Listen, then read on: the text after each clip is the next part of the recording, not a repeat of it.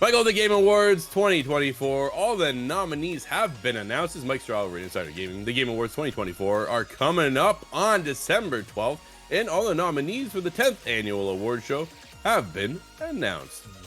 This year's show features 30 categories with dozens of games and studios up as nominees. Compared to last year's event, there are 2 less categories. Something to take note of. Michael, we're going to break it all down. Category by category for the most part. We did skip a couple just because not really in the loop on a lot of some of these things, but we are for the majority of them. Now, how do you want to start this? Because it does start with Game of the Year, but I almost feel like we should end with Game of the Year. Yeah, let's do that. Let's start from the bottom, work our way up. We want to end with Game of the Year, just like they did yesterday. If you didn't see the show, they ended with Game of the Year, so we got to do the exact same thing here. Yep. All right, so let's start it off with the best adaptation, which I thought was cool because why? You and I heavily right now involved in the world of Arcane, right? There's Fallout, there's Knuckles also in there, which is a bit of a weird one. Like a Dragon, Yakuza, and Tomb Raider, The Legend of Lara Croft. Have you seen that one at all, Michael? No, I didn't know that one was out. I knew it was coming. I didn't realize that one had come out yet. Yeah, so I got to catch up on that one. That's one I definitely wanted to watch. I didn't realize it had already released. Right now, you and I are heavily invested in the world of Arcane because it is just on fire. Yep. And as it's the last season, it kind of hurts. Who do you expect to win out of this one? I think Fallout is up there on the top for me, though. Where are you at? Oh, I'd have to go back and look if when the original Arcane came out, if it won. I think if it probably did, which would make me... Then I would lean Fallout, right? I don't know how much award fatigue plays into this. I think this is Arcane and Fallout. I think that's a 1A, 1B situation. I don't think the other ones can really catch it. And like I said, if Arcane won last time, which I'm almost positive did, I think Fallout's going to win, but I think that's 1 and 2 for me.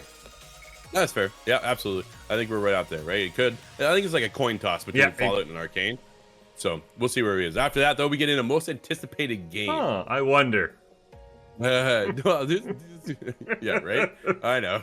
Death Stranding 2 on the beach. All right. Ghost of Yotei. Metroid Prime 4 Beyond. Monster Hunter Wild, and GTA 6. Like, is there any question at all, Michael, which one this will be? No, this is going to be GTA 6. I don't think they post like the order these games finish. I think we shoot the winner and then that's it. I'm curious what comes in second, right? Like if this was not GTA 6, what game you would go with? I'm probably torn between Ghost of Yotei and Monster Hunter Wilds. I'd probably lean Monster Hunter Wilds. But what about you? What would you go for number 2? I think we both know what's going to win. Yeah, I think GTA's got it easily, right? Hands down. It's been so long that we keep talking about it any chance we can here, and so does everybody else around the industry. But yeah, second place, I think, goes to Monster Hunter Wilds. I think that's where there's a hype level there coming from Monster Hunter World. And then we've had quite the hiatus, right? We've had other Monster Hunter games like Monster Hunter Rise and stuff like that. But it's Monster Hunter World that really kind of set that over on fire here for us, over in like Canada and North America and stuff, right? So for me, it's Monster Hunter Wild. Ghost of Yotei definitely up there as well. But those, like, that's my top 3.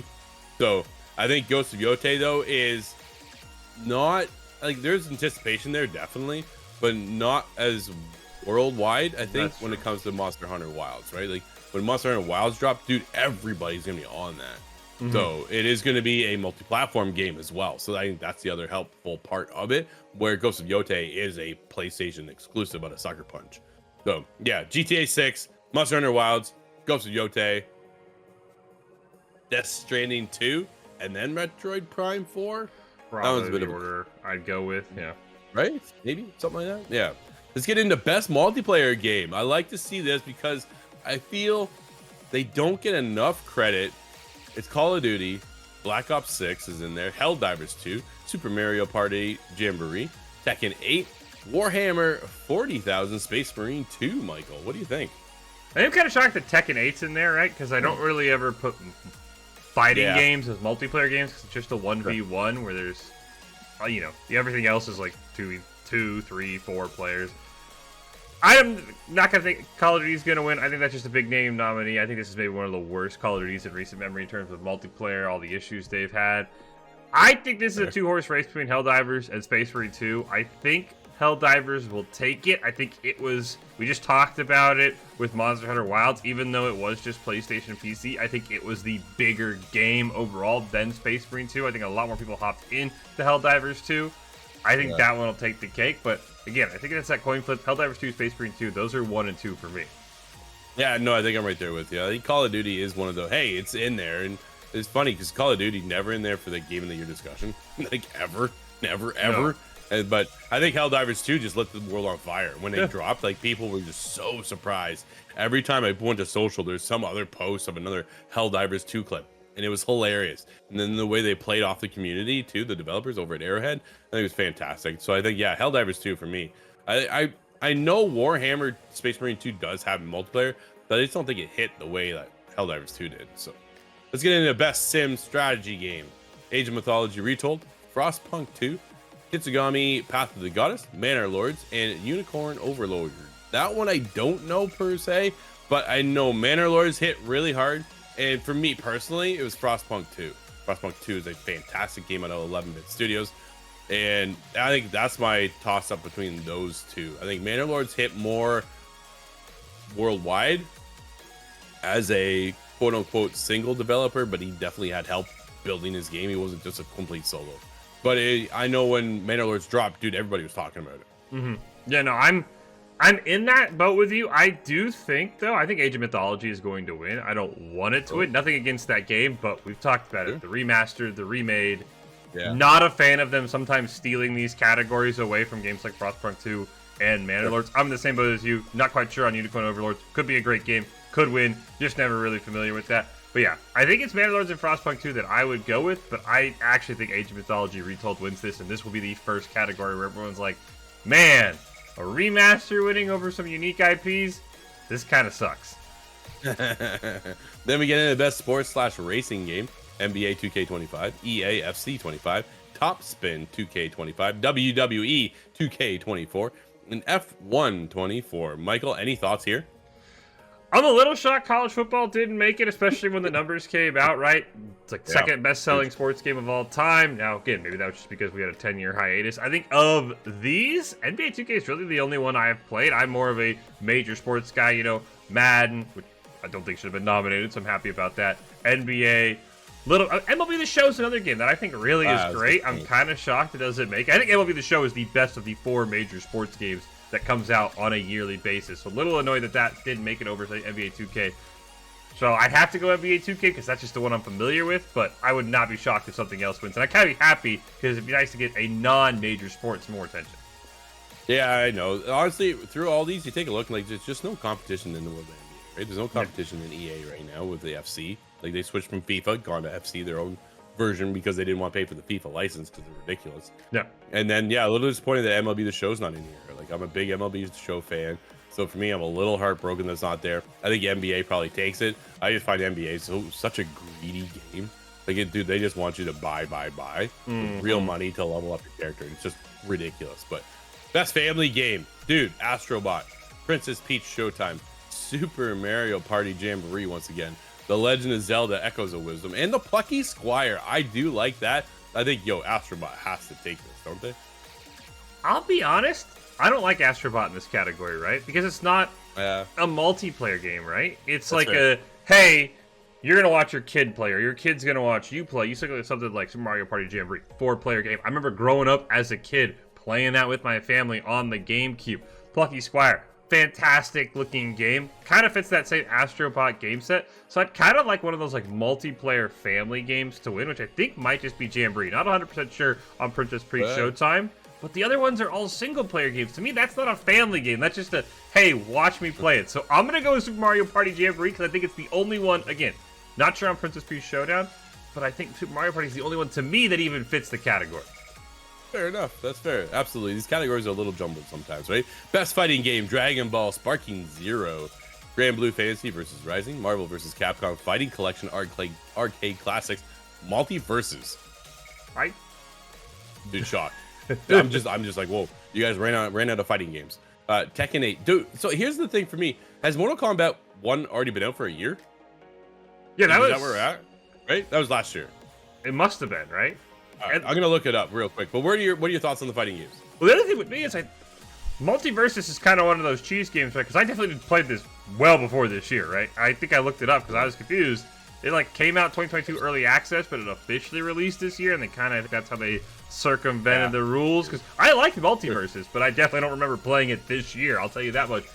I think this is Dragon Ball Sparking Zero. I think that one has just caught the hype. I've seen a ton of clips on it. Again, I'm not the fighting guy, so I could be totally off base here. I think Tekken 8 has that sort of big audience, but I think Dragon Ball Sparking Zero is probably going to take it. I think recency bias is what carries it here, but that game looks amazing, and it's getting a lot of hype. It's definitely getting a lot of hype, right? So I think it might overthrow Tekken 8, absolutely. Best RPG is Dragon's Dogma 2, Elden Ring Shadow of the Erd Tree, Final Fantasy VII Rebirth, Like a Dragon Infinite Wealth, and Metaphor Refantasio. I want Dragon's Dogma to win just because Erd Tree, we're going to hear that one a lot coming up. Final Fantasy VII Rebirth, we're going to hear that one a lot coming up, right? And I want these games. I think this might be Dragon Dogma's only nomination. So that's the way I would lean. I think it'd be nice. I don't like it when award shows are like, hey, this game won a higher tier award, so obviously it's going to claim all the lower tier awards. So give me Dragon Dogma 2. I like these one-off nominations to at least get some recognition. No, absolutely. I'm right there with you, right? So I'm a little shocked. Maybe no Dragon Age, the Veilguard, is not in there. Yeah. So, but either way, Michael, we're coming a little long in the segment here, buddy. So we're gonna speed through some of the rest. All right, I'm just gonna list them off here. Best action adventure game: Astrobot, Prince of Persia: The Lost Crown. That's a nice little shout out there. Silent Hill 2, Star Wars Outlaws. I think one of the very few nominees for Outlaws, and The Legend of Zelda: Echoes of Wisdom. Then we get into best action game: Black Myth Wukong. Nice to see that in there. Call of Duty Black Ops 6, Stellar Blade, Warhammer 2 40K Space Marine, Warhammer 40K Space Marine 2, and Helldivers 2. Those are two categories that you almost feel like can be mashed together. Yeah. Innovative and accessibility is Call of Duty Black Ops 6, Diablo 4. There's Dragon Age: The Veilguard, Prince of Persia: The Lost Crown, and Star Wars Outlaws. Best VR AR game: Arizona Sunshine Remake, Asgard's Wrath 2, Batman Arkham Shadow, Metal Hellsinger VR, Metro Awakening VR. Curious to see what one takes that one. Best community support is Baldur's Gate 3, Final Fantasy 14, Fortnite, Helldivers 2, and No Man's Sky. Still continues to be in that category year after year. Best mobile game is AFK Journey, Balatro.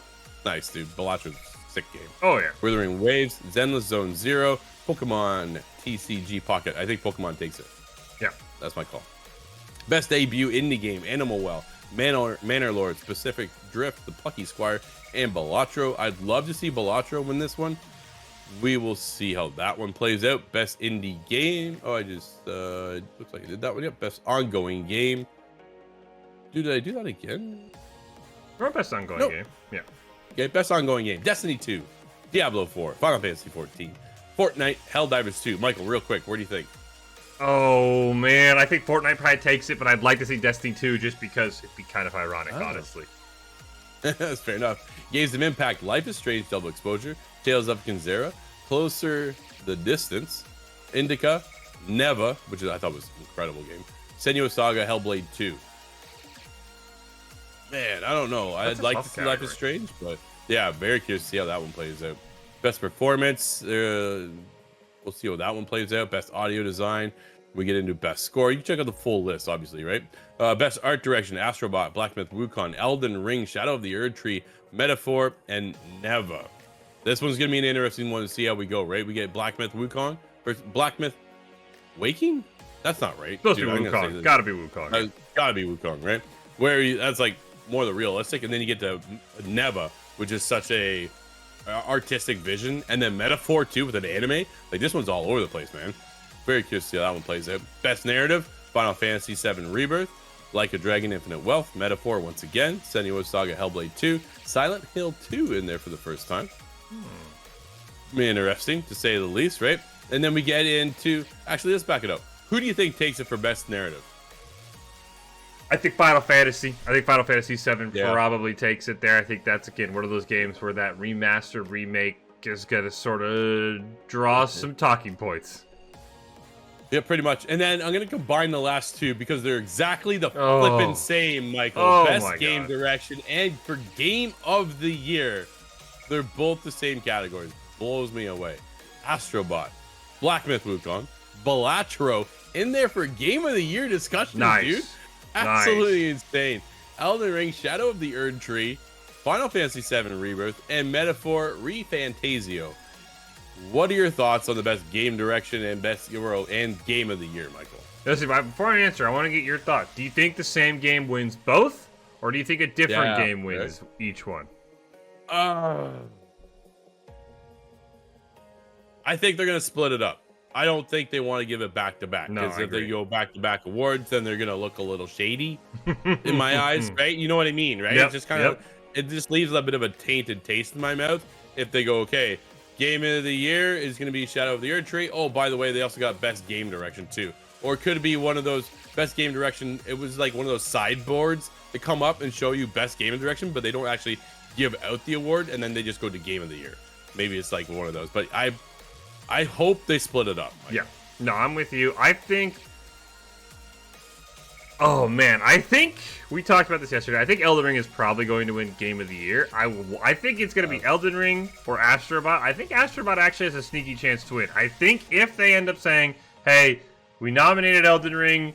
I don't know how much they really care about the blowback, but there has been a lot of blowback about Elden Ring being nominated. I think Astrobot could win. And if Astrobot wins Game of the Year, then I think Elden Ring wins Best Game Direction. Right? I think Elden Ring's definitely taking one of these two categories. It just depends on which. So that's my answer. Astrobot for Game of the Year, Elden Ring, Shadow of the Erd Tree for Best Game Direction.